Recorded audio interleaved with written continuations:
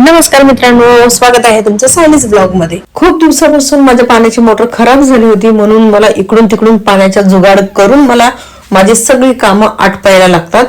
तर अशाच प्रकारे आज पण मी माझं पाणी बाहेरून घेतलं आणि भांडी घासायला सुरुवात केली, कारण की आज मी खूप दिवसापासून ठरवलेली एक गोष्ट मला करायची होती। ते म्हणजे माझ्या 9 वर्षापासून ज्या काही साड्या होत्या त्या मला आज काढायच्या होत्या। खरं तर आमच्या इथं साडींवरती भांड्या वगैरे भेटतात, तर विचार केला आज जुन्या साड्या खूप आहेत तर म्हटलं काढून घ्याव्या।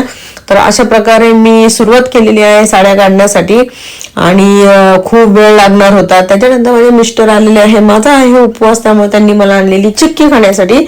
मग हातातलं काम पहिले बाजूला ठेवलं आणि बसली चिक्की खाण्यासाठी।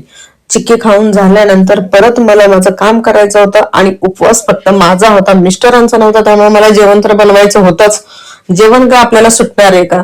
मग जेवण बनवायला घेतलं आहे तर तुम्ही बघता जोराचा पाऊस पडायला लागला आणि शिवांश पण आलेला घरी। त्याच्यानंतर जेवण झाल्यानंतर मिस्टरांना जेवायला वगैरे दिलं, त्यानंतर लागली मी माझ्या पुढच्या कामासाठी आणि त्याच्यानंतर जाऊन थोडासा केला आराम। संध्याकाळ झाल्यानंतर आम्हाला जायचं होतं दांडे बघण्यासाठी आमच्या गावामध्ये।